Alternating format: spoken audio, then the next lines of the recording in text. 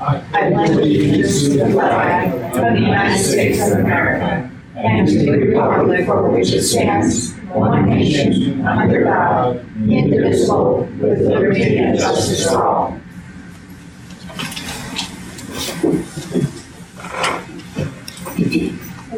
Clerk, please call the roll.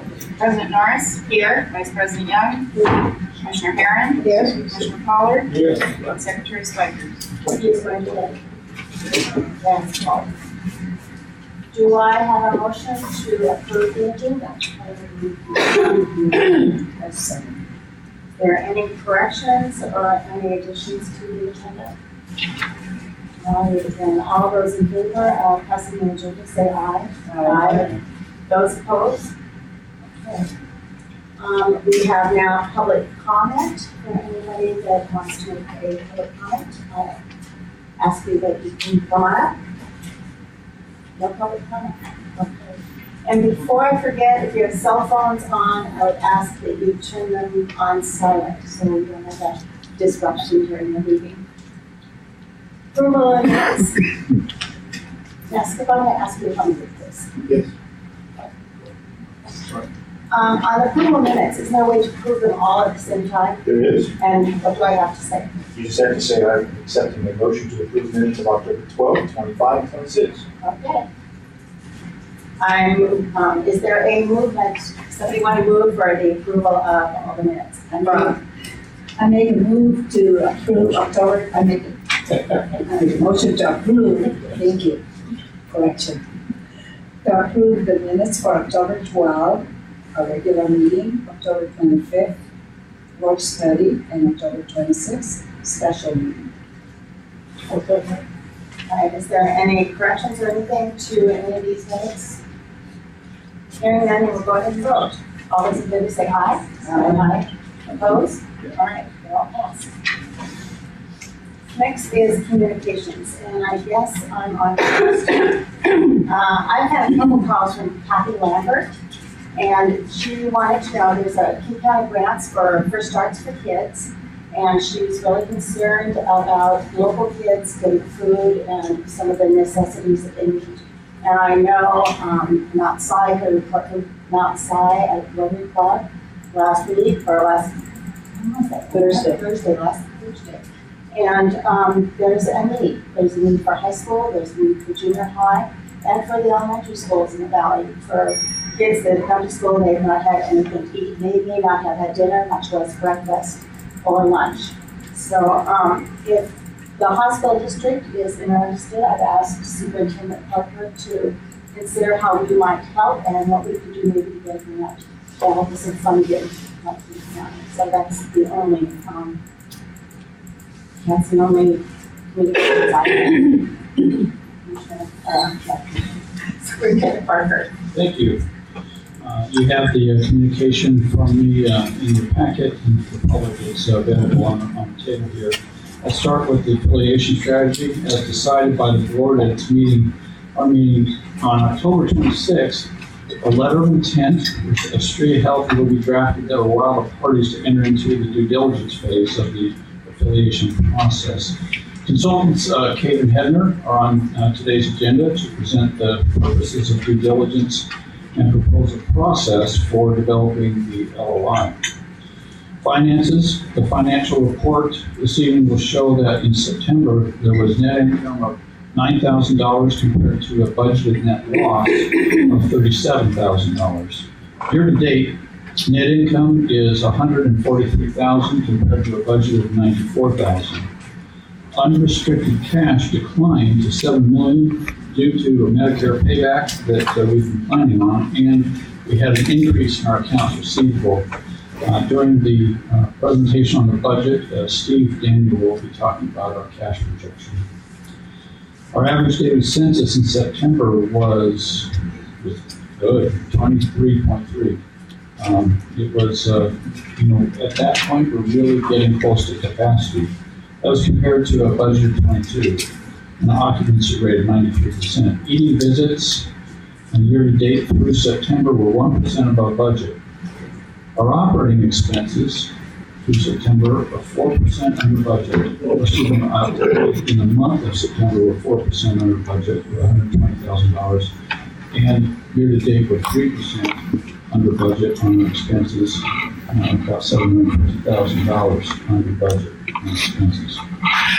October, inpatient volumes were even higher than September, with an average daily census of 23.7, 95% occupancy rate. Our average daily ED volume in October was 10.3, year-to-date is 10.7, so it's a little less than average in October. Tonight on our agenda, we have the budget for 2018. Steve will be doing that presentation. The assumptions contained in this budget are for flat volumes. It takes into account expected expense increases related to labor and supplies, and includes revenue growth related to new programs that we'll talk about. It also bases inpatient revenue on an updated cost-based reimbursement analysis done by Moss Adams, the firm that does our annual audit. This is to make sure that we properly account for what we think we'll really get paid by Medicare. With respect to the King County Search and Rescue agreement, management is currently working with King County Search and Rescue to revise the agreement in response to the board's request for a 2-year term. We'll be bringing that back through our committees before we bring it back to the board. And then finally, Night on a Dark Trail was held again on our East Campus. We had staff there though this year, and they were there providing information to attendees about flu shots and our clinical programs. That concludes my report at this time. Thank you. If there are any questions for CEO Tom Harper? I have a couple of questions about the budget. I think I'll say those for the Steve. Next question. Please. Okay, moving on. Yes, we're gonna move to medical. Okay, next on the agenda. Okay. Let me just say, we don't have a new medical report this month because our meeting is scheduled for the second Tuesday of the month. And this is the third Tuesday of the month. So the report I have is last month's report. If you want to hear it again, fine, but I think we've done all the approvals and everything that there is to say for that, so. Move on. Okay. Writing patterns. Sorry, I'm late. It's all right, you're here now. You're well. Good. Yeah, we didn't wait for you, we just moved right along. Okay, all right. I didn't know if Pete was going to be speaking. Oh, next one. Oh, it's next one, yeah. Okay, all right. Well, yeah, well, this month has been no different than the last few months. We were in the black. And the one thing that I had questions about, there were actually many items that I had questions about, but the rehabilitation is down, rehab. And for a while, if you recall, I'm going to refresh because some people were not here the last few times we met, but we had a Primera, I believe, had a severe cutback in contractual adjustment, basically. They said, we're not going to cover you folks because you're overbilling and we won't pay that. So prices were high. Yeah, not really overbilling, but yeah, we were too high for the prices. So we renegotiated. We started working again about 7 months ago, trying to get the figures up. They started to come up, but then now just recently they've started to go down again. And I requested some kind of reasoning. It's only speculation, but a lot of the folks that do rehab here are elderly, and they have a hard time. Some have cataracts in their eyes or something, and they have a hard time getting out of the intersection here off of the Parkway. Taking a left, taking a right to me is no big deal, but they come down the hill at about 50. That's very much a given. And taking a left, you can get in a left-hand turn lane, but you still have to get past the people that are coming down at 50. And there are trucks that are coming down there, and it's kind of dangerous. And I think a lot of people have great comments about the service that they had. That was the general consensus about the surveys that we took. Great first appointment. Don't want to come back because I almost got killed on the road or something like that. I mean, it was, I'm paraphrasing, but there's been more than one commissioner that's been very, very concerned about that intersection. So I myself had no problem, but I can see in about 20 years, I'm probably going to have a hard time seeing maybe out of one of my eyes or something, and it can be even more dangerous. So, and you get a little more frightened, when big, 80 or 40 ton truck is coming down the parkway at 50. So that's kind of the reason, I think. People that are living in Snoqualmie and take that route back that way have a really hard time taking left out of here. So hopefully that explains why we're down. We talked about whether, or maybe I'll talk about this on the budget arena, but I requested a special meeting with Steve and some information from Jim after the finance meeting this last Tuesday. Hopefully everyone's got a finance doc because I approved it within an hour after I got it. Hopefully people were able to get that and look at it. The finance minutes. So we had a late meeting just because this is the budget, and I requested an early date for approval of the budget because I wanted a little bit more work done prior to the budget date than normal. So, but anyway, getting back to this, one of the questions I had, I wanted to know whether the budget included a lesser reimbursement from Medicare after contractual allowances, because we've been getting more and more and more efficient. We were at nearly $4,000 per person per bed back when the hospital opened. I know that, I remember that. And we are now at 3,000 and headed for 2017 with a projected reimbursement rate of about $2,825 per day. And this is exactly what the federal government wants. They want us to save some money, and hopefully our quality of care has remained the same as far as I know. But and that's through all of the benchmarking and the consultants that we spent money on in the last year. So it's paid off in many respects. So, and of course, the underlying reason is employees have made a whole difference in putting things together and doing things more efficient. So kudos to them.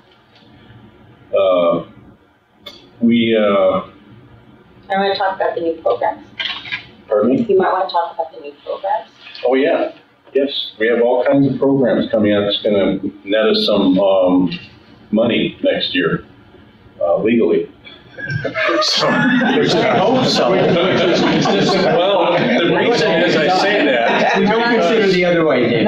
We're looking at this as maybe this is too good to be true, and we better dot our I's and cross our T's, because we don't want to do anything and get on the back page or the front page of a newspaper or anything, because there's been a lot of very, very strict compliance laws lately with respect to what you can charge and what you can't.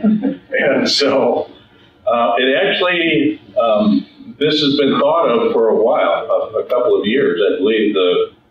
So there are, yeah, so, yeah, and we're going to say, I don't know if everybody's got the handout, the new programs, the rural health clinic status.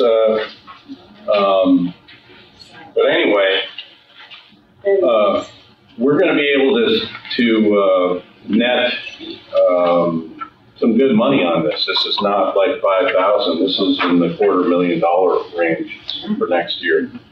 So So if we're looking at a profit for this year of barely over, but we're gonna look at probably in the black this year for the first time that I've been here, except for the 1 year that we used revenues, payments from the tribe to look at supplement our operations.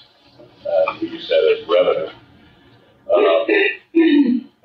This is a tremendous turnaround, considering there were many years we were losing $3+ million a year, and to get from there to here, where we're looking at a black this year, and then looking at additional programs just to obtain additional revenue, even though we're going to be saving the federal government $1.2 million.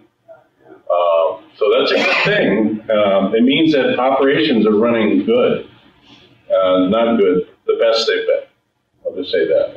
I don't know if it's like the best they could ever be, but the best they've ever been. Always room. So, There's always room. so, and that's a good thing. And then we also have,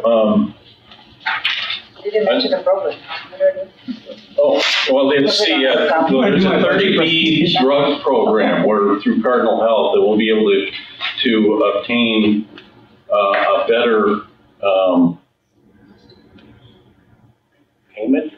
payment plan, right?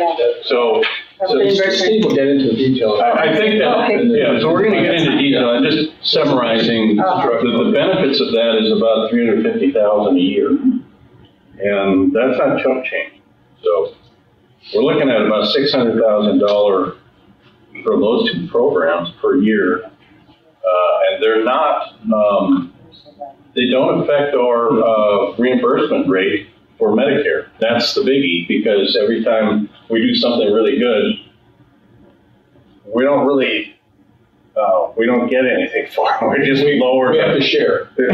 So we lower the cost. But the good thing, and the other thing I thought, and I was looking at, in addition to these savings, our Medicare, the last month or two, the percentage Medicare has gone up for reimbursement. And what that means is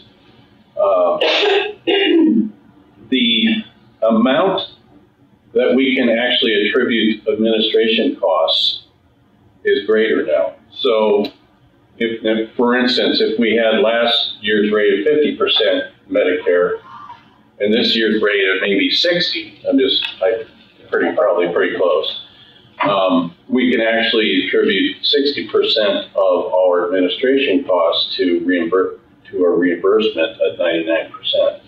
So there is a savings. If you work it out, I know there's a net on it. I don't know how I was going to figure that out before, but it actually is. It's a complex step down. Yeah, it is. And I know it just on its surface, on its face, it really does come out pretty well. And it's not to say that we're going to have 60% Medicare next year, but the way we've been looking at customers coming and patients coming here, we're actually prioritizing community people coming here. That's number one, in the community.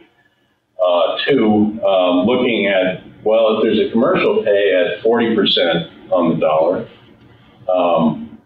versus 99% on the dollar, Medicare will take a Medicare patient any day. So that's kind of the way we've been doing it, I think, recently. And every month I show up and I say, well, thanks to the intake person and the social workers, we've been actually able to get a payer mix very, very efficient. I'll just say efficient. I don't know if you can get much more efficient, but so those are good things. You've got the figures. We made more than what we were supposed to work this month. And you may not think, oh, well, it's only 9,000 or something like that, but 9,000 in the black for us is on any month is a good thing, because it could be, a few years ago it was 100,000 negative for a month, or 150,000 a month in the red. So we were on budget, and actually better than budget. So I'm not going to be complaining about that. if you have specific questions about these programs, I think someone can go in a little more specifically from the finance CFO there, Steve can. Because I don't understand them. Steve's going to dive in a little bit deeper during the budget presentation. Yes, okay. But anyway, I think we're doing pretty well, and there's a lot of, there's always some room, but we're doing well, and nobody can deny that we are the best, we're doing the best we've ever been. So, and I think that, I don't know what happened before in 1982 when we opened, but I know we closed several times, and the reason was we couldn't maintain a budget, and we couldn't get doctors to come out and work here for many reasons. So We're doing a lot of work. yes. And that's finance committee. Now we have medical, So I have questions? one other item that I want to make a motion to approve the Warrants. warrants. That sounds like a good idea. So, and then we can have questions if we need. I suspect a lot of those questions will come up during the budget. After Steve talks. So, do I have The warrants. I should. I didn't get it in the finance meeting, so. Here. I'll show you. Thank you. Sorry. Just want to check over it a little bit. So we have total warrants in the neighborhood of $2,034,285.47. Total disbursements, including the accounts payable warrants of $3,429,945. Now, does that 1.3, where are we? I'm not looking for you looking at. This is the payable warrants page. Yeah. Okay, Is that the Medicare no, hospital and clinical payroll auto deposits is our payroll, 1.375. That's hospital clinic accounts payable warrants is what we pay through bills. Okay, so the 1.395 is basically paying non-payroll expenses. Okay. Then Why? 2034 are payroll-related expenses. This is set up differently than it normally Is it? Okay. So that's why I'm confused. We're trying. Anyway, 3.429 million. Now, is there there isn't a 3 payroll month on this? Is there? I don't recall. I don't believe there was. Now, Why is it so high? Because normally it's about 2.5 to 3. Yeah, I can look. I have to look, but I don't remember. Well, I didn't get this in the finance meeting. Yeah. I believe that's because the Medicare payback. That's why I asked. I said, that's why I asked. I said, That's probably, Medicare? yeah. That would be in the accounts payable warrants. Right. This is Yeah. Medicare payback. That's Yeah. Medicare payback, Right. 1.3. Yeah. Okay, now that was my initial question. I'm sorry, I missed that point. Yes. Okay, Yeah. all right. Then I move to approve. If a little explanation about the Medicare. We do a yearly, Medicare does a yearly audit, and then they do a contractual adjustment, and we've been getting more and more and more efficient. So we have to wait for 1 year till our audit comes along, and our audit, they paid us based on the prior 12 months, right? And now we've got, the next 12 months is a lot more efficient, and so now we have a payback. But the good thing is we've been holding on to money interest-free for that period of time. But we can't change that. We can't pay them ahead of time. We can't do that. So this is just the way it is. That's the way it is. Yeah. So anyway, I move to approve the warrants at this time as mentioned. Is there any further discussion? Hearing none, we'll go to a vote. All those in favor of paying the warrant, say aye. Aye. Opposed? No. All right, so we move on now to medical committee, and I don't believe. you already did that. No, you don't. Oh, that's right, because you went before him, 'cause David wasn't here. And we did, but did you have any physician credentialing? Was that, no? Okay. That was our last. Alrighty, next we have, old business, and that I have none What down. about facilities committee? Oh, thank you, Mr. Paul. Yes, facilities committee. Yeah, thank you, Madam President. There's a 6-page report on the table back there. I don't think you want to go through it line by line, so I'll just pick out.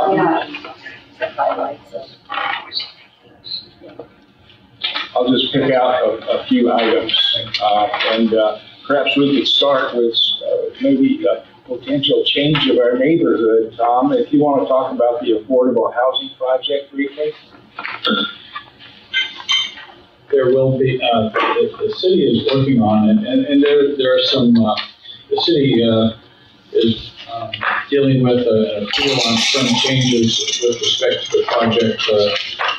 One of them was approval of a change in the height of a retaining wall. So the city's working through some of those issues right now, but the project is an affordable housing project that will have just under a couple hundred units, and will be here to the north, behind the hospital. It's a pretty exciting project for so many reasons. There just is a huge need in this community for affordable housing. And really from the beginning, when this development was conceptualized and approved, affordable housing was part of the approved plan for the Smoke along the Ridge. And now it is, looks like it's coming to fruition. Even benefits to our own staff who are challenged to find affordable housing close to their employer. We could see some of our staff having a much shorter commute. We have staff coming from Federal Way, from Kent, a lot of employees in Kent, and so this would be a real relief dealing with 405 and Highway 18. The other benefits of the project is that that project will include a completion of Frontier Avenue that goes from 99th all the way up to Jacobia, and that will provide another potential access point for people wanting to come to the hospital. So we're excited about that part of the project as well. What are some drawbacks? Like, doesn't it present an additional traffic problem? Even the connection with Frontier Avenue could dump more traffic down here, and then once again the problem of turning left and so forth onto the parkway. Right. We'll have it absolutely could, and hard to know exactly how that will be expressed. One of the advantages of connecting to Jacobia for people who are coming to the hospital and wanting to get back on the parkway via Jacobia is the same equation that those residents will be working, and that is it's much better to get to the parkway via Jacobia than it would be to go through our campus and try to get onto it through night. That's partly because Jacobia has a stoplight. It has a stoplight, exactly, to control the intersection. And I have a meeting coming up with mayor and other staff in the city on the 7th to talk about this project and other means by which we can work together to try to improve access and relieve some of the things that we've been talking about, Commissioner Spiker's talked about, we've talked about a lot in the facilities committee with respect to the challenges that traffic on the parkway have posed to the hospital. Maybe you can't answer this because it appears to be a moving target. We hear the term affordable housing. I think we're all for affordable housing. But how is it defined today? Are we talking $1,000 a month apartments, or what are we talking about? I haven't been managing that project, so unfortunately I can't speak to those specifics. It might be nice if we find out from the city how they're defining it. All right, moving right along. May I ask a question? Of course. Has a traffic impact analysis been done about the affordable housing? And I can't answer that, but I think you should ask the city if they have one. I will. I'm happy to do that. Yeah, I think that'll help with some of the questions. And if they don't, they might want to do one. Thank you. All right. Moving right along. Very good report from the Department of Ecology Hazardous Waste Audit. This comes up every 3 to 5 years. And we had sterling performance, and they even praised one of our employees, Gustav Hausler. He's the environmental services lead, and it's rare that they will highly compliment an employee by name, but he was held up as a real example of outstanding employee, so that was good. We just passed that audit with flying colors. I think they said that we're one of the best that they've seen. Moving right along, we have a hospital accessibility and walkabout. That is that the stroke support group first dealt with this, and what they did was the stroke support group is a group of stroke victims and their caregivers that meets once a month. And by the way, if you know anybody in that situation, please invite them to come to the meeting, which is generally held on the third Thursday, 3:15 p.m.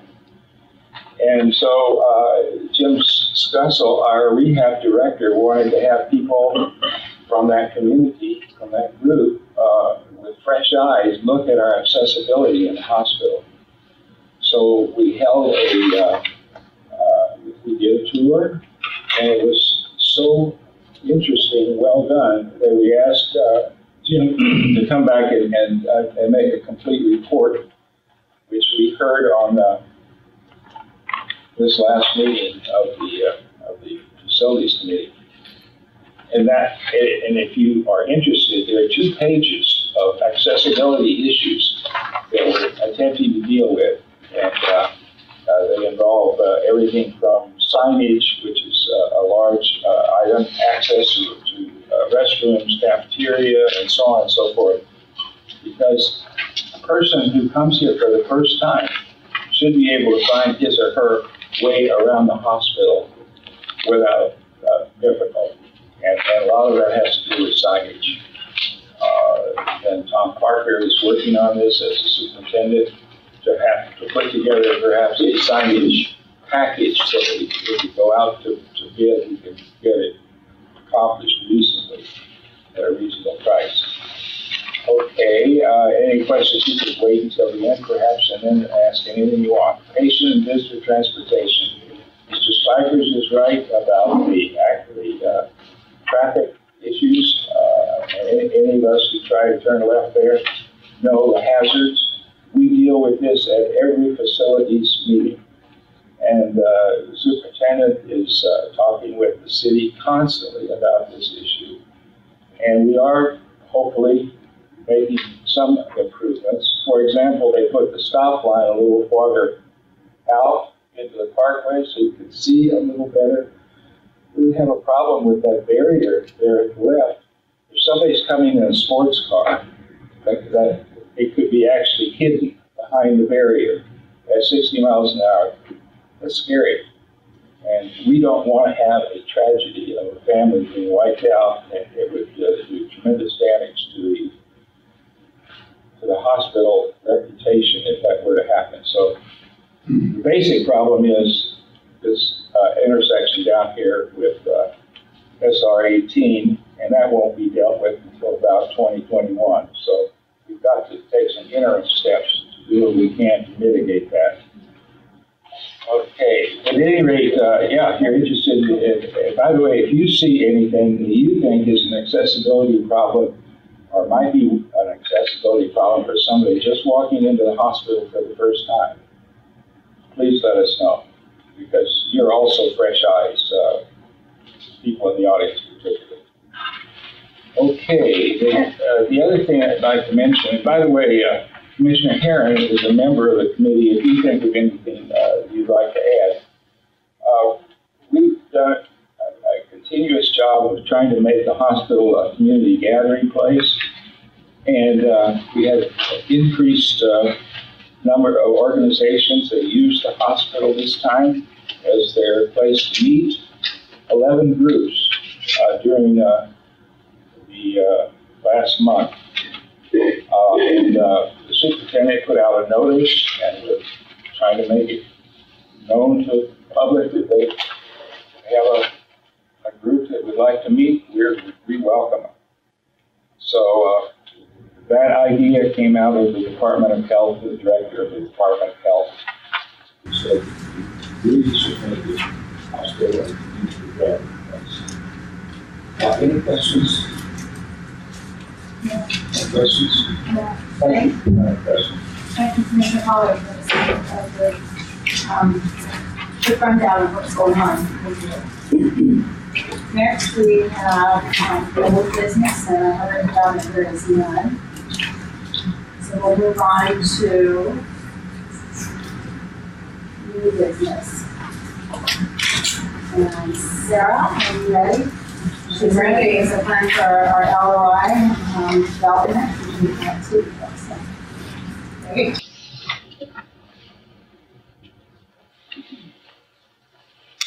Good evening. I'm Sarah Cave from Sarah Cave Consulting, and I'm here tonight to walk through a couple of objectives. The first is just a quick recap on what you all approved last week, the board decision on moving forward to the next phase of the affiliation process. And the second objective is really kind of the focus of this evening, is to define and agree on the process that would actually take us into the next phase and what that will look like. So you all have seen and are familiar with the group agreements. These are primarily for when we get to the discussion point. And also just a quick reminder of where we are in the overall process. We'll be moving on soon. Looks like this pointer's not working, to phase 4.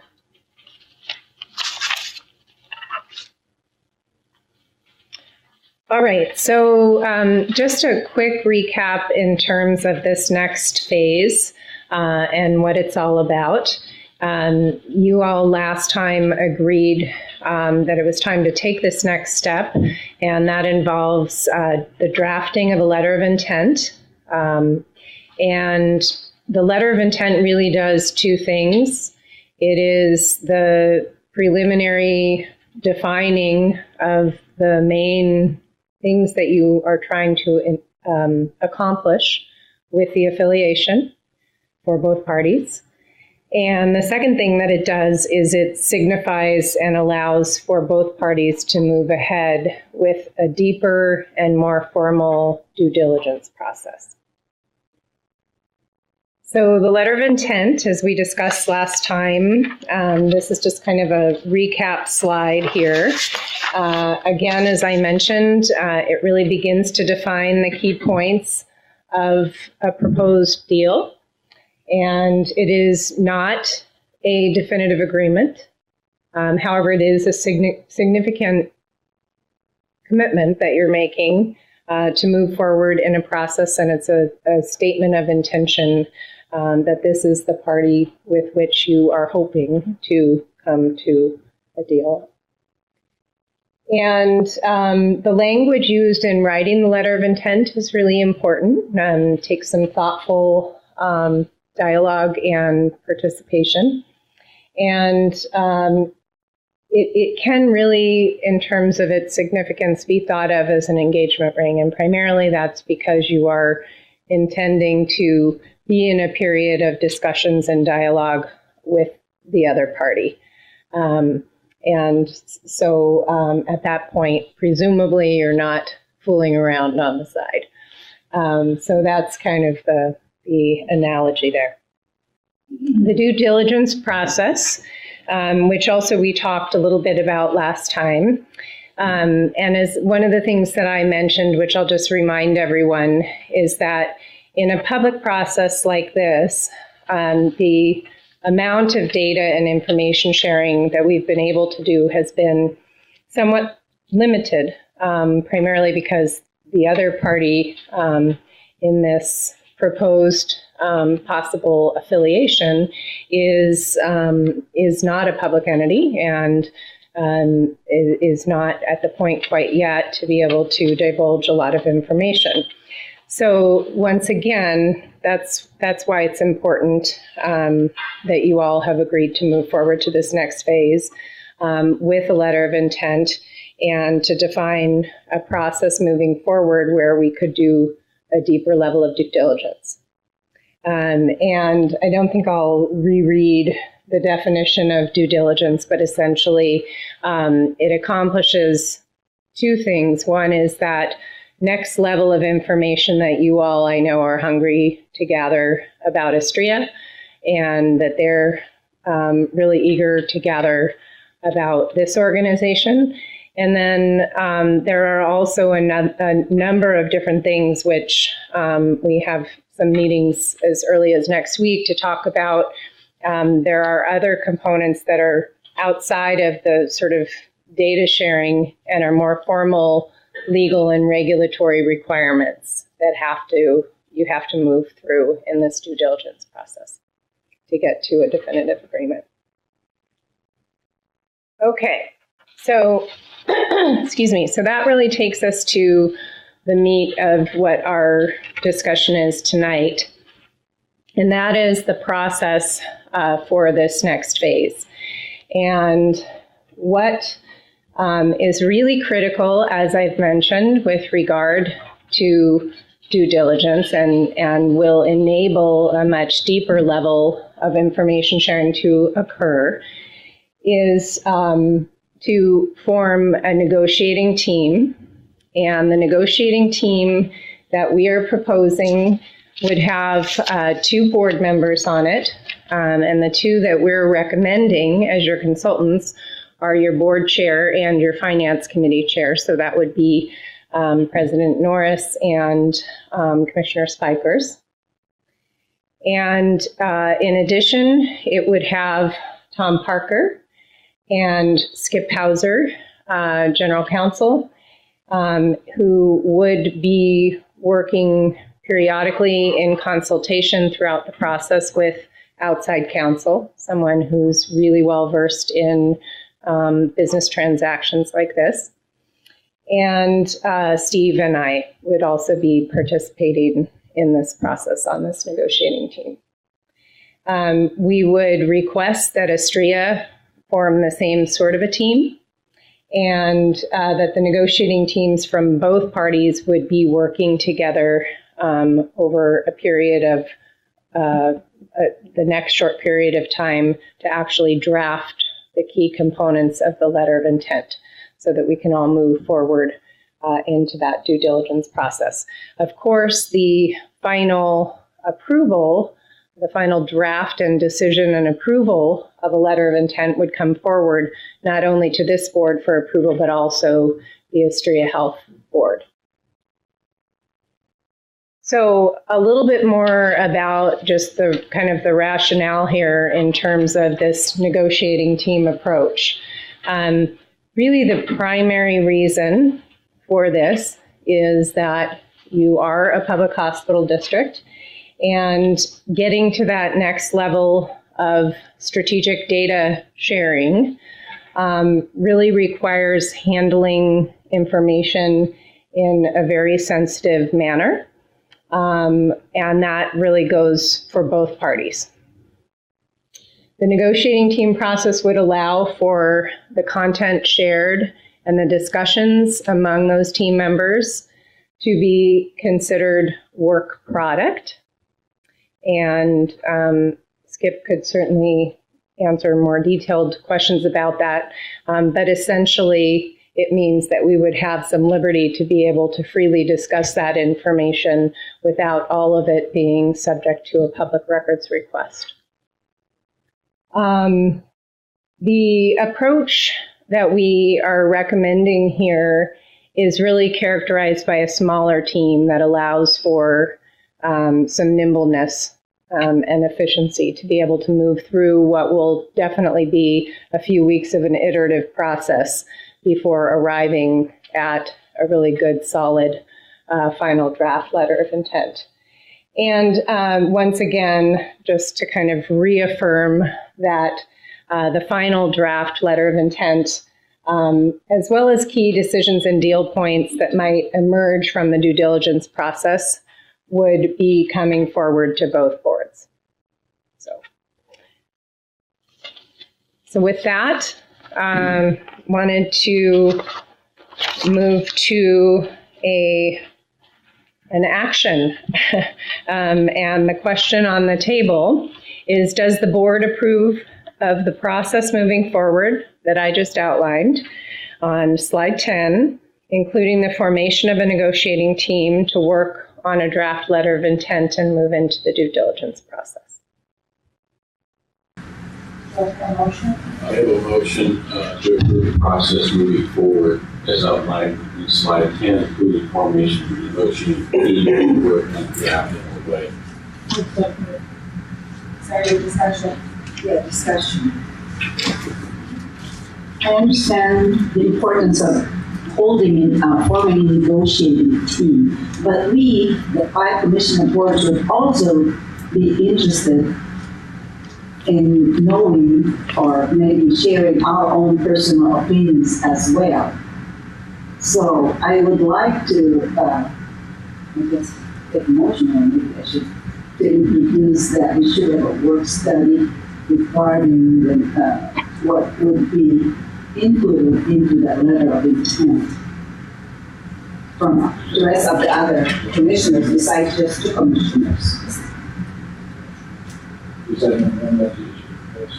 That's it. It's the discussion, I think we're on the discussion right now before we, well, we've got a motion. Now, wait, did you get a second to your motion? There was a second. So Okay, discussion is a negotiating team, so we feel like, you know, the rest of the board should be. I do have a question. I mean, this is just a recommendation, and I don't think we've selected the negotiating team yet. So, and we only can have 2 working at a time, I believe, to be looking at these things. We can only have 2 by law. Am I wrong on that? No, that's correct. Otherwise, you'd be have an open public meeting, So- you have a quorum. Yeah, so that's the one legal issue I see on this. Is there a way to include the rest of the board on a kind of a updated status type of? Yeah, the board should be included as far as being able to have status and input, but they cannot work part of this process. That's the legal constraint. So how can we do that? Because I know Commissioner Aaron has a very passionate reason for what she just said, and she does want to contribute to go to work on this LOI. So I think there's a variety, I don't know if I'm supposed to talk or not. No, you got Is that okay? I think there's a variety of different ways that the members of the negotiating team could solicit input from board members on the things that they believe are most important to address as you begin this process of the drafting of a letter of intent. I guess my bias and my counsel, just having been through these processes in the past, would be not to do that in a public meeting. However, I think, that there clearly are a number of different approaches you could take, and gathering input from each of the commissioners on what they believe is most important for you to carry into those discussions seems very appropriate.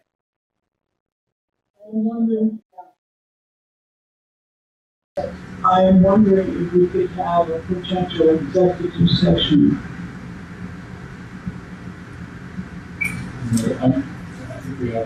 Yeah, Vice President Young's potentially not. You'd have to follow within one of the exceptions to the open public meeting going into executive session. When you get to the point where you're going to be talking about prices for leasing the hospital, then you could go into executive session for that. But otherwise, to go into executive session to discuss the negotiating part, you would probably not be appropriate at this time. You wouldn't fall under one of the exceptions. Even if you're talking how you're going to arrange things, I mean, we're talking real estate, we're talking. When you start talking about real estate and prices, and you're talking about lease amounts, yes, you could go into executive session for that.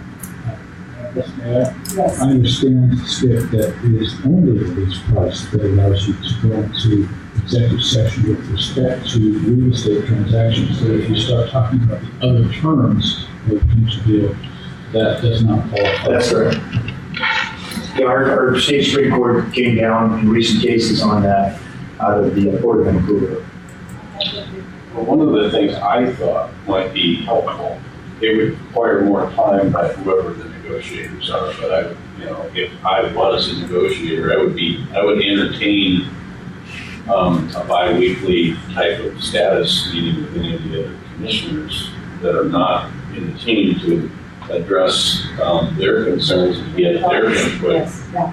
And to go through this LOI process where we are, kind of give them a summary and status, if that would be something that would be helpful. Yeah, I would be more in favor of that solution, yes. So we can have our own. I know how much you want to contribute, you have some good ideas, so that's why Thank you, Commissioner. I think too, there's a sense of responsibility for all of us.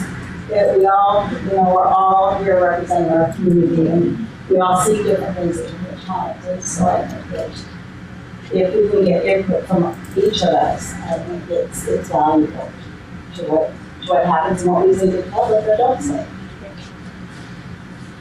Now, I'm not sure how we do that. Madam President, also, how do we get input from the public? Public would be very concerned about the provisions of such an LOI. And it seems to me that since they own the hospital, it'd be nice to get input from the public. I don't know that I have the answer to that, but it seems to me it would be more further down the process when we actually have some kind of an LOI that we are legitimately considering, then that would be the time for public comment. Well, what I hear from the public is that they don't have sufficient input during the policy formulation stage. The problem is that once an LOI is cast, it's very difficult to make any changes from that point on. So I'm just asking, how could we get more public participation opportunity for people to comment during the policy formulation stage with LOI formulation? Well, my understanding is the LOI could not be approved without the full board meeting. That's correct. You have to bring back the draft. It seems to me they could comment at a board meeting on the LOI, obtain the LOI a week ahead of time, be ready to make comments, and then that's the process. So I'm not sure if there's why that's not sufficient. No, it's because once the LOI is cast, it's very difficult to change it. What I hear is that during the policy formulation stage is where the public would like to be involved. What do you mean by cast? Well, it comes as a finished draft. I'd like to move on. Are there any other comments? Do you have any comments, Joe? No, the only comment I have regarding this whole thing is we are each publicly elected, and if you're not doing your own due diligence within your particular part of the community to ask questions, seek out, give the information and ask questions, that's part of, I consider my job. But what if you don't Yes, have the Commissioner information to respond to questions? I think that's a good way to do it. I know if we do have a draft LOI, I'm going to immediately send it out to the Fall City group and say, hey, we're having a meeting. This is a draft. Love to have some comments. Come to the meeting or send me a comment in writing. I've got, I think there's about 800 members or 600 members on that group. So I think that would probably be a good starting point, at least. Commissioner? Perhaps maybe even consider having a town hall meeting to invite some of our constituents. I don't know that we have to resolve that. No, do we? No. Commissioner Collins? I'm concerned about costs, and that is in consultation with the outside counsel. Would you provide an estimate of the costs? So I'm not prepared to do that at the moment. I believe that your general counsel and your superintendent are in discussions about what that might look like and who the most appropriate candidates would be. And I'm quite sure they'd be bringing that information back to you. And that is, since we're going to be working closely with this other entity, and they have legal staff, full-time legal staff, several of them, could we have them draft the legal part of the LOI or whatever it's going to be, and then have city housing look at it and see at that point we need to bring in our own counsel. In other words, go ahead and have the work done by their in-house legal counsel, because theoretically you've been working together and everybody's on the same page. By Astria's? Try to save the situation where each one of you has to hire specialized counsel. It might not be necessary if you work together. Do you want me to, can I say something? Okay, so presumably the legal counsel for Astria Health would be a part of this negotiating team and would be working very closely with Skip. There are just certain key points, and that's one of the reasons why on this slide I said with consultation. Now with pointers working. With consultation from outside counsel, just to make sure that you understand that we have the benefit now of having two attorneys representing each individual organization, controlling how much they're utilizing their outside counsel and only doing it for the things that are required. Can I ask you a question, Commissioner Pollard? I heard the answer, yes. Is there any other discussion? No, we can call for the question. Alright. So we're going to vote all those, and that is the question. That's the board approved, right? That's the board approved. Decision of the motion, okay, we already have a motion, and we already have a second, so fair. Discussions. Alright, all those in favor say aye. Aye. Opposed? Opposed.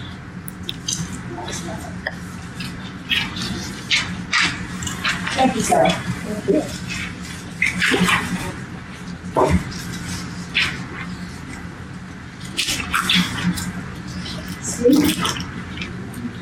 I think you're on, are you going to do the presentation to 2018 district property budget?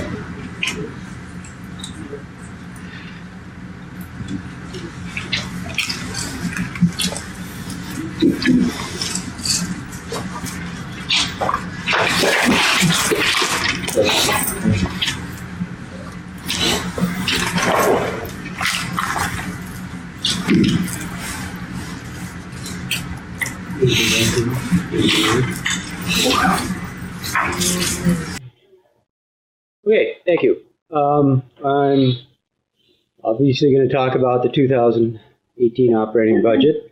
I'm going to go over the estimates, or the assumptions, first, that we used in making the budget.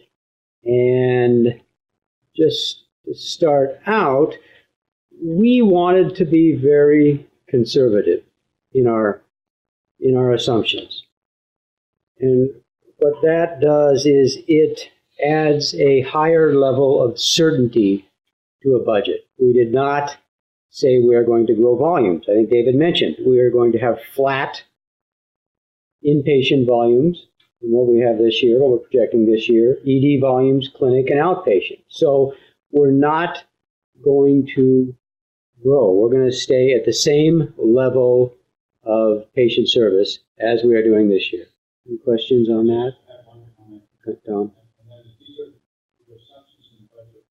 Not necessarily plan to have happen. We want growth in our services, but we don't want to count on growth for us to be able to make this budget. So that's why Steve labeled it as a conservative budget, despite the fact that we do not grow. We still want to grow, but in our financial plan, flat volume. Next. Yeah. The next is we always talk about salary increases because one of the reasons is salary and salary related expenses are our biggest single bucket of expenses. And to figure out, okay, what is a market-based salary increase? Because we realize we need to give a market-based salary increase to employees to keep and retain good people. And we're a people-based business. We have some big machines, but the main driver of our success is our people. So we looked at what other hospitals are giving as increases. Commissioner Spikers in Finance Committee said, well, let's look at St. Elizabeth's and Enumclaw. What are they giving? Well, their non-management staff is getting a 2.5% increase. Management staff, 3.6%. Forks, small hospital, kind of wanted to see what they were doing, 2.6%. Newport, which is on the east side, 3%. And Kittitas Valley and Ellensburg is giving a 2.5% increase. Look at industry data and kind of national data. Milliman Survey, which is Milliman is a firm that surveys healthcare entities on salary-related salary management matters. And they said, okay, their survey showed that the average increase was 2.9%. Then we looked at inflation. What's the projection for inflation? The consumer price index, at 2.5%. We have built into our budget a 2.5% increase, which is inflation and mirrors like hospitals. St. Elizabeth's is a critical access hospital on the edge of a metropolitan area. Kittitas Valley is not very far away, and a critical access hospital.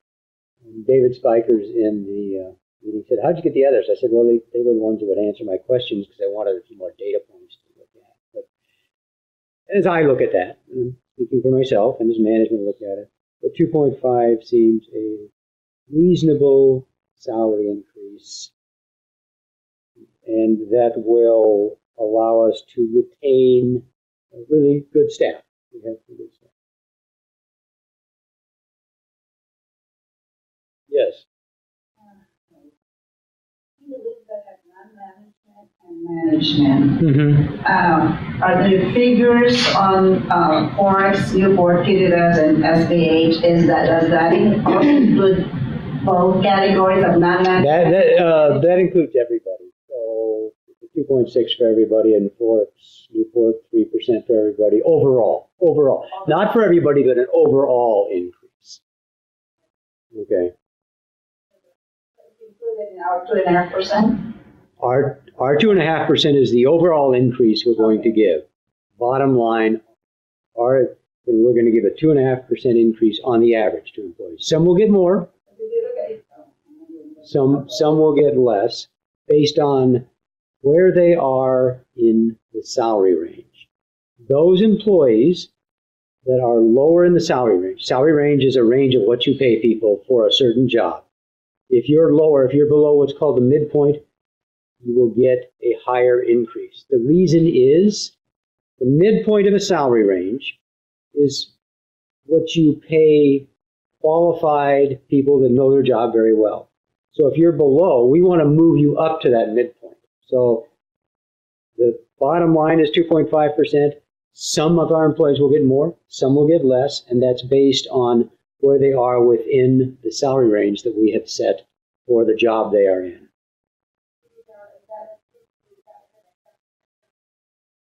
Mastered certain things while other people have mastered certain skills and are more able to get more done. It's really for us. It's really where they are in the range, and yeah, we do not have what's called a pay for performance system, which is what you described. We have an adjusted rate based on where you're on the range. Yeah. Gene, do you have a question? Yeah, I note that this This is not a COLA. This is not a cost of living increase as such. The hospitals are other COLA, they give you these numbers, but what has happened here is different from a lot of organizations, and that is you combine the COLA with market adjustment. Now, the feds do it differently. They say, we're going to give a COLA, and then in those areas where a market adjustment is needed, then we'll consider that. But we've lumped them together. It makes it very difficult to see what the actual increase is on the basis of inflation and so forth. For example, the federal government is giving a 1.9% increase to federal employees all over the country. That includes locality pay and everything. And I know we say, well, it's expensive to live out here. If you try to live in Washington, D.C., you'll see it's even more expensive. The Social Security, correct me if I'm wrong, but I believe Social Security is also 1.9%. I read recently, yesterday, I read two numbers. I read a 2.0 and a 1.8. So I don't think that one's finalized. Yeah, that's an average. Yeah. But the point is that they're lower than 2.5, and the consideration that I give this is these organizations are not $95 or $100 million in long-term debt. I think organizations that have our kind of financial picture are actually laying people off. People should be very glad that they have a job. So it seems to me that a little sacrifice on the part of the staff in view of our long-term debt would be appropriate. So I personally think that it should be no higher than 2%. Commissioner Young, Commissioner, do you have any comments? Well, I'm just thankful, I don't know if that's a good thing to say or not, because all of the years that I worked in hospital nursing, we had a union behind us, one or the other, there's several. And these are very minimal increases compared to what I ever got. We got much more because it was negotiated. And I'm glad that we're, for that reason, not under anybody else's domain. Commissioner Spikers, Yes, I've been wanting to ask this question for a while now. What is the breakdown administration or management versus non-management percentage on average? What's your plan for administration versus the non-management? We are going to, I can't tell you because I haven't done that analysis, but we're going to administer the management increases just like we administer the other increases. Where you are in the salary range will guide your increase. And that's all I want to know. okay, if in a perfect world, it would be probably about 2.5% for each, where there's not a differentiation between management and non-management. Some are above, some are below. Yeah. Apply that method. So, We're going to apply the same method. all the same. Well, I'm looking at maybe the top 10 paid employees of the district. If you said 2.6% and 2.2, you necessarily end up being 2.1 or 2.2% for the non-managers. So that's what I'm worried about. If you look at management, will be 2.5 and staff will be 2.5. There's not a differentiation based on your title within the organization. when you were drafting the budget, that was my initial question also, but you just, it was a follow-up question, what the management and non-management, I wanted you to elaborate more on that. So, because if St. Elizabeth was able to calculate or figure out their non-management, how come we were not able to present that same category, two categories, the way that it's presented to us? Because we didn't need to, because it's the same for both. That's why. Yeah, I understand. Everybody will have different. Yeah, it's the same for both. So we did not see the need to say 2.5 and 2.5. And it appears on the case for everybody else. That's- The only one that broke it out was St. Elizabeth. Yeah. Everybody else is the same thing in West. Well, I guess if that's the case, I would say it's conservative. It kind of meets that, standard there, right there. If that's the case. So, Thank you. Yeah, thank you. Is that because St. Elizabeth's may be unionized? Tom, you know more about it than I do. Is the non-management amount built into a contract? And following that, which of those institutions are unionized? The only one I can speak to is St. Elizabeth, and their staff are union. They are in a union contract. That's what I thought, right? That's the only one I know. Okay, and it could be more than one union because medical people may have one union. Always SIU. Elsewhere, completely different union. Okay, we're ready to move on? Okay. Another large driver of cost is the health insurance benefits, the complete benefit package we provide our employees. Our current plan, the one we're on now with Primera, came in with a 16% increase from 2017. We go from 17 to 18. We got a quote from Eastside Health Network. They were exactly the same, a 16% increase from 2017. So we went what's called going to market. We ask 4 health insurance companies to quote. Regents, Kaiser, which is group health, United Healthcare, and Aetna. All those 4 declined to quote because when they looked at our current rates, they said, well, our rates are not competitive with your current plan. In essence, they didn't want to waste their time doing a quote when they knew they were not going to get the business. So we ended up staying with our current plan and absorbed a 16% increase in the cost. And that's not unusual in today's health insurance market. 16% increase is how much per year? About 240,000. So.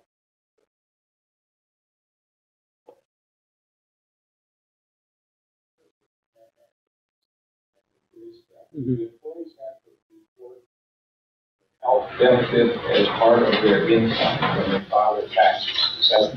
There is a box on the W-2 where they do report the value. We do report the value of their benefits. My suspicion has always been that someday the federal government is going to try to tax that. But I think it came about with the Affordable Care Act. Yeah. So, kind of my conspiracy theory of the evening. Supplies. Yeah. Buy a lot of supplies. And we use the inflation factors provided by our vendors and our group purchasing organization called Intelair.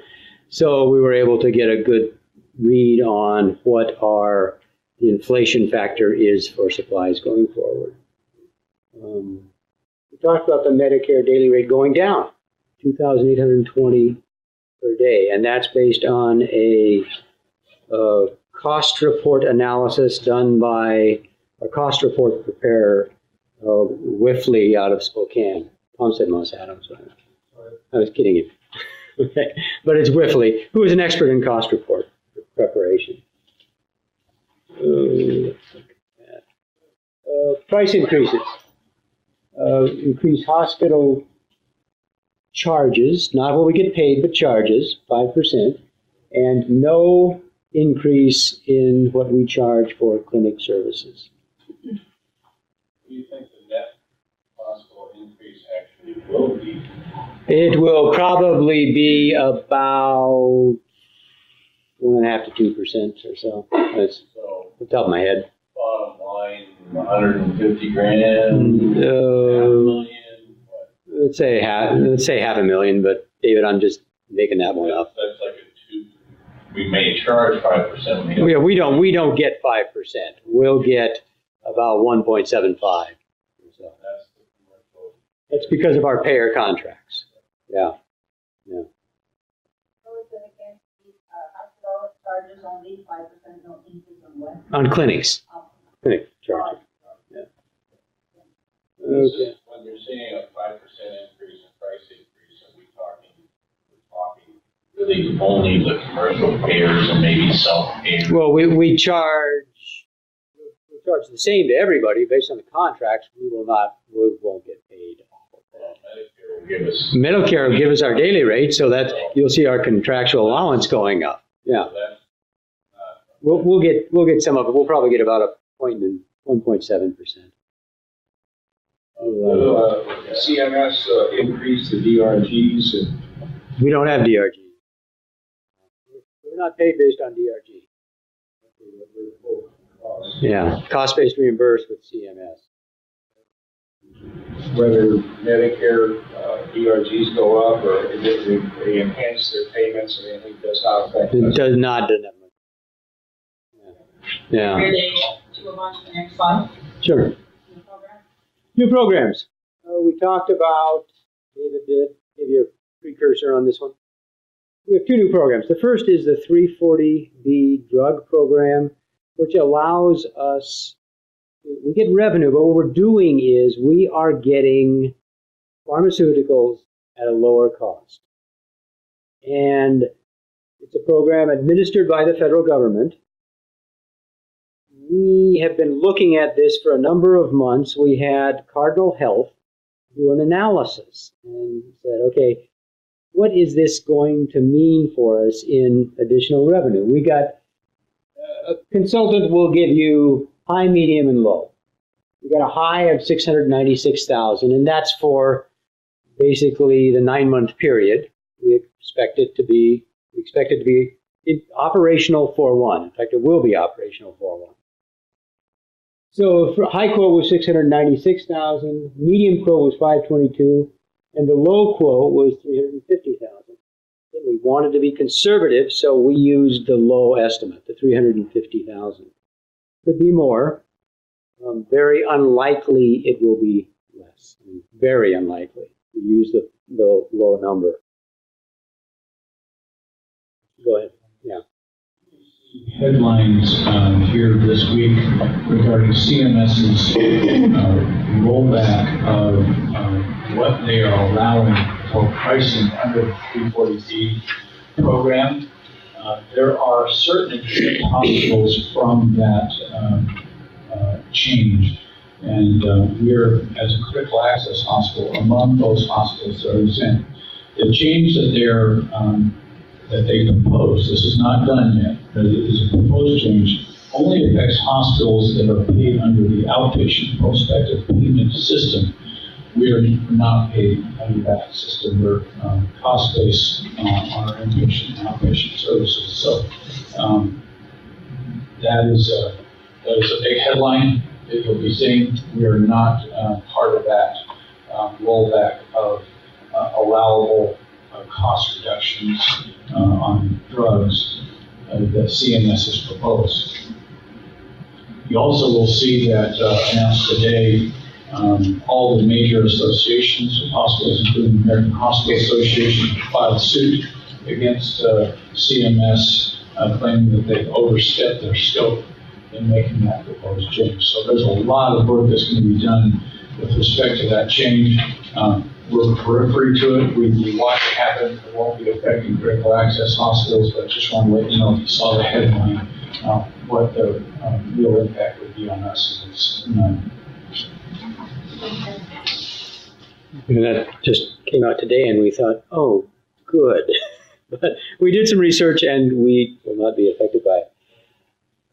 The other program is the Eastern King County, where we are, has been declared called the Health Provider Shortage Area by the state, Department of Health. And what that does is it allows us increased reimbursement for our clinic business from Medicare and Medicaid. And so we've been working with Whiffley, again, our cost report preparer, who's an expert on these things, to say, okay, what does that mean to us?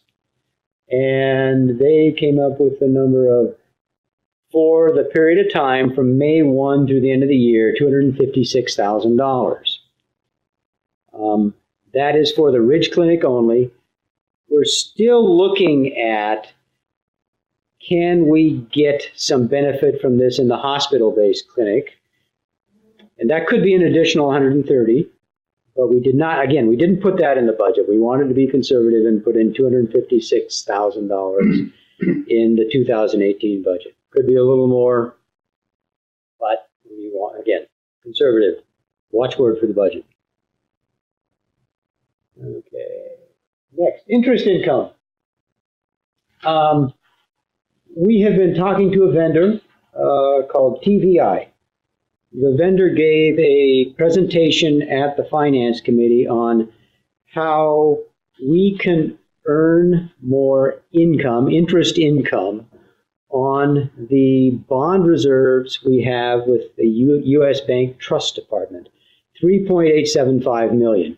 Right now we're getting a whopping 0.2%. So that's not great. So we have gone to this vendor. This vendor works, the vendor's actually going to be here at the next board meeting to talk to the board. We've set that up. But this vendor works with the city of Snoqualmie, other public hospital districts on this type of investment. It's called a bond ladder.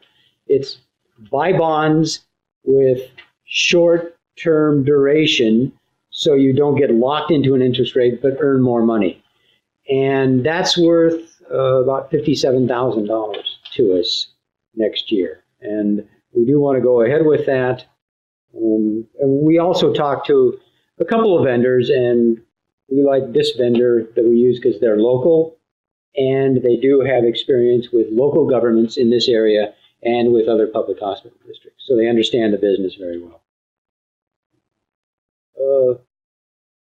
Okay. Here's the budget as it now stands. We also have plans, do we not, to look at the cash that is not restricted. Right. We have more cash and non-restricted right now than we do restricted. Right. We're looking, and I just had a conversation with our banker today on a way to earn a bit more money on our liquid funds, our unrestricted funds. So we're continuing with that. Meaning that half of those funds could be in some kind of a, stepped up investment. Yeah, that's what we want to do. You asked me this question at the Finance Committee. I said the easier one was the restricted funds, but the Finance Committee will get a report on that at their next meeting on what we can do to at least earn some money market rates on our sweep accounts, I think is what we'll do on our unrestricted funds. That was not included at all. No, that wasn't included in that. So that's a potential, maybe another 50,000. Yeah. So 2018 budget has a positive bottom line of $606,000.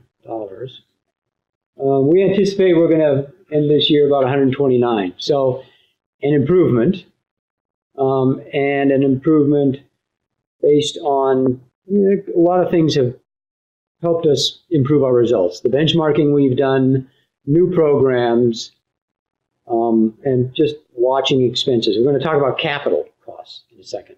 And we'll show you what capital, let's go to capital. Okay. Sure. Go back. Forecast, you have forecast for 2017. How well have we done on our forecast? For till the end of the year, is that what you said? Yeah, till the end of the year. That's where we think we're going to end. Yeah. Actual numbers, just forecast? No, this is taking where we are and forecasting from the numbers where we are now. And you have little red dots, and there's 3 of them, and Those are, our accounting department has a note in there to remind them about how they calculated that number. okay. It's a flag. It's a flag for our controller is what it is. Yeah. Yeah. Okay.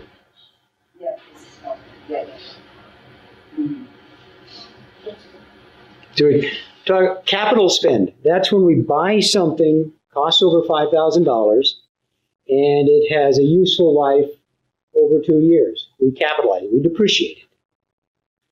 And so we have identified $93,000 in capital costs. Notice we prioritize them.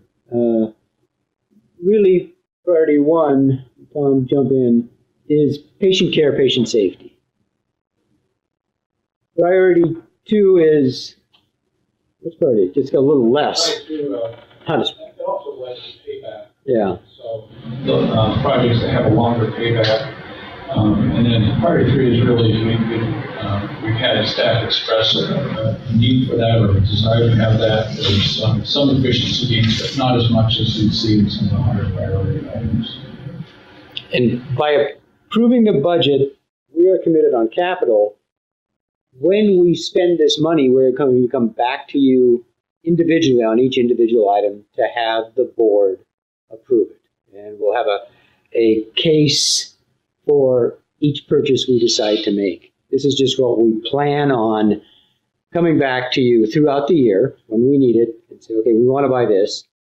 Here's a justification. We'll look at how we're doing at that point financially. Any questions on And that? as I recall from the finance committee, you also had priorities. That's the priority 1, 2, and 3 is on the right-hand side there. Yeah. So. And so cash projection, the budget will produce about $2.4 million in cash. When you take your bottom line, add in depreciation, take out on principal payments. One of the questions Commissioner Spikers brought up, which I did some work on, is 5 years ago, or in 2014, we had a financial feasibility study. And the financial feasibility study projected our cash balances going forward. If we take this budget and project with the budget our cash balances, take into account that we're going to pay a payback to Medicare that we reserve for, but it's a decrease in cash. What does that look like compared to the financial feasibility study? Well, you want to go? So the red is the projections from the financial feasibility study. The blue, the red is on the right, the blue is on the left, is what I'm projecting our cash balances to be. And if you can see, the blue, which is what we have, climbs above the red, what the projection was, until August. And that's when we're going to have to make a Medicare payment. We know we are. We're reserving for it. So then blue drops a little bit below, and it catches up to the red. And when I did that, when you do these forecasts, you go, you're not going to be perfect at it, but is this a good trend? The question was, okay, why is this? Why is it? We've lost a little more money than we thought in the last few years. One thing is we're making more money this year and next year than the financial feasibility study had done. So that's going to increase the trajectory, the upward movement of that blue line. The other is the financial feasibility study anticipated that we would spend $500,000 on capital in 2016, 17, and 18. And that's probably about $1.3 million that we are not going to spend. We have not spent and we will not spend. So when you take in better income this year and less capital spend, you get to where, okay, you're getting fairly close to that financial feasibility study projection. So at the end of December 18, is that going to be exact? No, you've got a lot of factors in there. But if this is the trend I see in the budget, and I took it and broke it out by month. The projection was annually, and I just interpreted a steady growth from the projection, and then put the numbers in. I actually timed in the two programs we had, because you can see it starts to go up a little bit quicker in April and May. That's because of the two programs coming in. So it's something we're going to watch. We're going to report. We report cash balances now to the Finance Committee.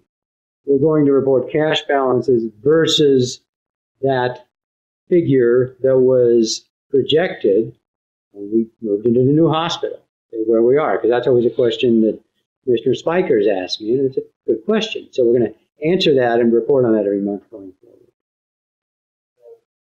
Follow-up for the commissioner. Sure.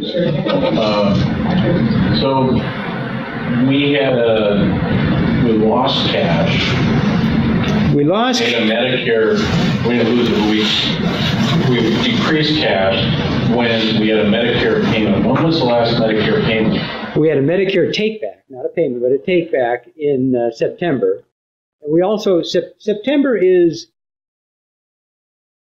abnormally low because we also had, we talked about this in Finance Committee, an issue that delayed our accounts receivable. 3 issues. We fixed them, but that delayed our cash collections. You know, our cash goes out the door at the same rate if you, in what you call, increase your accounts receivable days, decrease how quickly you collect. Cash going out the same rate, coming in slower, your cash balance is going to dip down. That's why, you know, we do watch accounts receivable. And we had a higher accounts payable for the month, the way the payments fell, than the average for the year. So, looking at this, the next payment is scheduled for August, not September next year? yeah, it's generally, we file the cost report at the end of May, and we get the notice that they want payment in August. That's historically how the cycle works. In September this year, that's why that. Yeah, we had a small payment in September. But it's usually in August. It's usually in August. Yeah, we were slow this year. We're down to about $6 million at some point this year. No. Maybe prior months, but not. That's what I meant, prior months. I think we built up from the 6. I could pull it up here. Yeah.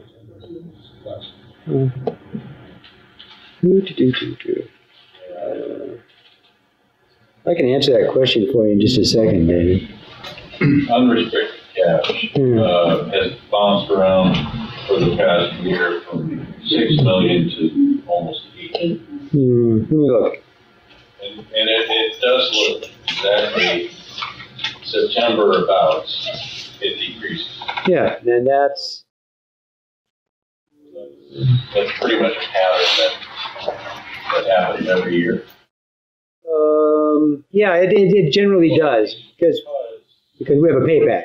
More efficient in our bottom line reimbursement rate is increased by 35%. In January, our unrestricted cash was 6.6 million. It then climbed pretty steady until May, and 7.7 dropped back down to 6.6. Back up in August to 7.8 and was 7 million and change at the end of September. So, yeah, I guess what my question was is, we grew cash really fast. Yeah. Within a few months, 6 months. Yeah, we did. And then we've been kind of hopping around somewhat stable, about the same, and that's why my question was. It's generally, it's an upward graph that tends to go up and down. Is what the pattern I see over this last year.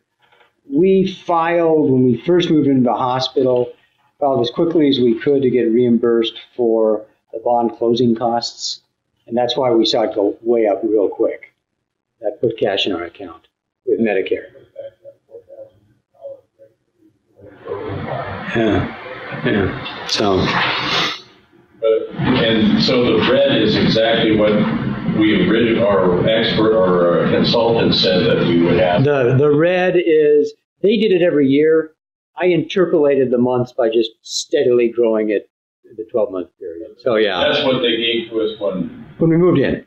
When the board was looking at. Yeah, when they said financial feasibility study, what do we think your cash balances are going to be? I don't remember what exactly it was. I remember at one point it was almost like 13 or 14. Yeah, that's, keep going out there, and 19 is when you get up to the 11 million or so. 10 or 11 million, yeah. I think I was looking at it combined. Could have, yeah, probably. All right, so Thank you very much. It helps. questions from the board? Gene? What kind of revenues are we getting from the cafe? And from the gift shop? We never had a report on that yet. Yes, we did report in the facilities committee on the gift shop revenue. I don't have it right off the top of my I don't either. When we take into account the fact that we're using a hospital employee to run that gift shop, are we making a significant profit or not? If you take a look, if you factor in the cost of the employee, we're not making money on the gift shop. It's also a philosophical question because that was an employee that we redirected to that purpose. And it's a service that we provide to our patients and our visitors, and there's a value in that as well. But if you just take a look at the gift shop expenses that are applied to it, which are labor expenses, and the cost of goods sold against the goods, it's not a money maker yet. Well, we've got a wonderful employee running the gift shop, as everybody knows. But we lose her value at the front door. This was one of the really nice things I think we had going, and that she was concierge. The people arrived at the front door, she took them where they needed to go, and it was a very welcoming thing. And so we kind of lost that touch now, while she's doing an excellent job in the gift shop. She still smiles at us. She does. So is there any answer to that? Do you think we should look for another concierge or a volunteer? I do not. Volunteer would be great. Yeah. Volunteer would be great. And we're working on some concepts around how to do a better job this coming year with volunteers. So that's the way to get to that solution. Is there any other questions from any other commissioners?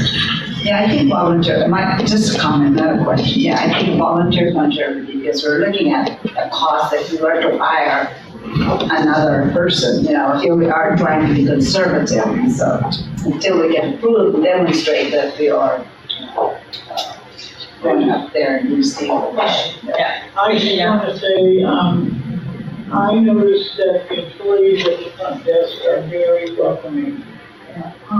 That's a long thing. No question, but there's a long distance from the front door to the admissions desk. So that's where the concierge came in. Commissioner Spivers? Just want to get on with the budget. Okay. Hey, Gene? Have you budgeted anything for the improvement of the website? The website is quite out of date. We budgeted a continuing, just kind of what our continuing expense is. Tom, you're more involved with that than I, but I think we can make some improvements on that budget. We have to. Have we actually got an item for that? Or how? It's part of the advertising budget. The only other question I have, Madam President, unless you have some other questions. Well, let me ask, does anybody else have any questions? You go ahead, Mr. Paul. And that is, this is very interesting about how our salaries are progressive in the sense that the low earners may get more of an increase than high earners and so forth. Is there any way to show that on a graph or somehow make a visual of that picture? I can make a visual of it for the next meeting. I mean, that's For the hearing? for the hearing. Yeah, I've got a matrix. People understand that.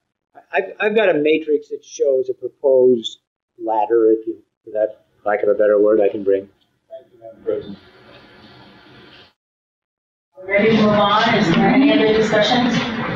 Thank you. Thank you. Very much. You did a good job. Thanks. Thanks, Ryan. Good dialogue, too. All right, I have now a new business, resolution number 5341117, approval of surplus equipment. Who would like to bring that forward? We don't take action. Just a discussion? Yeah. Then after that, well, we have surplus equipment, we also have canceling, we have a canceling of the work party scheduled for December 27th, 2017. Do you want to have any discussion on that? Hearing none? Yes. Yes, Commissioner Pollard. I had wished, I told the superintendent, I wish it had been put in a more neutral tone, like, problem with schedule on council, rather than cancel, which sort of preempts the question. I take that to heart. And you know, we only meet 12 times a year or so in the usual work study session format. And one of the things that we always tried to do, and I don't think we've done enough of, is education of the board, for example, and the other reasons that we could meet as a board if we look at the other hospital districts and see what they're doing in work study sessions. And I'd like that we consider at least maybe moving that to the first Thursday, which is open. We have the meeting on our second Thursday, and use it for some kind of board educational program, or to hear a speaker that would be. Are you making a motion? I'd like to, I can make a motion. I move that we have moved the work studies instead of canceling and move it to the first Thursday. And then I'd like to hear a discussion of the other commissioners. So that's my motion. Is there a second? Yeah, I second. So I guess we need to talk to staff, some discussion from staff. Do you want to address this, Tom? I'll just tell you what my thought was. Okay. We had of course a November work study plan scheduled in December. I was going to combine those because we had planned for compliance in December, and I was going to move that into the November. So we could just, instead of moving compliance to November, we could cover compliance in December. And that is a quarterly update that we do. So there's not a lack of agenda or excuse me, content. So a clarification, what are you actually suggesting?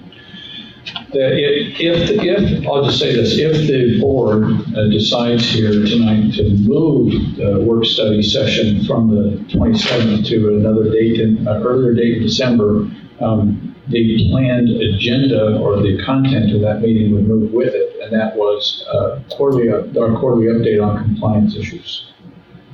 Would you recommend that the board do that or authorize that? I'm fine with it. I'll put it that way. I'm fine with it because we'd already planned to do that. I'll just tell you, this is the opinion of your CEO, or just maybe it's PTSD. But my recollection is that we really struggled in the past with trying to find dates that work for everybody when we move a meeting. And that could be really challenging. I second that. So I'm just saying, I'm willing to do that. Originally said Wednesday, he wants to move to Thursday, and I'm not available on Thursdays. I'm not available on Thursdays either. Already missing two Not only that, coaching it's between dates this month. Christmas and New Year's. It's just a tough month. No, it's between Thanksgiving and Christmas. Thanksgiving and Christmas. December 27th? No, we definitely don't want to meet on the 27th Right. of December. I think So you're yeah. And the suggestion was the first Thursday, but it could be the first Wednesday if that's available. I'm sorry, Joe. Commissioner Young, it's her turn. say there's a motion on the floor. Pardon me. Commissioner Young is taking her turn. Okay, I would really rather see our work study be at the end of the month done at the beginning of the month, because some of us have things to do at the beginning of the month. We don't have to do it at the end of the month. Yeah, that's okay, but I think just for December, we can do the How was beginning the of the month. motion stated? To move it to an earlier date, would it be according to Commissioner Pollard, moving it into a Is it Thursday? one time? That's only a one time, it's not One going to time, be yeah, one time. always on the same. And Mr. Spiker said Wednesday would be better, so that's fine too. Move it to the first Wednesday or first Thursday. Of December, just this Just year. for Yeah. December, yes. So it would Okay, be the if 6th of December. Yes, that's what I was thinking. Yeah, because if it's the first Wednesday. The Wednesday, okay. I make a motion that CEO Parker look at that and see who's available and see what can be done, and then email us whether we can do that or not. I think that's fine, and I can replace my motion. Thank you. I second that. That's fine. So we have to move up. All right, We're so, moving rapidly here. okay, so By that the way, motion's, battle is not lost on the fact that if you've asked me to schedule something, it's where it's going to fall. Thank you, Okay. Val. thank you for the discussion.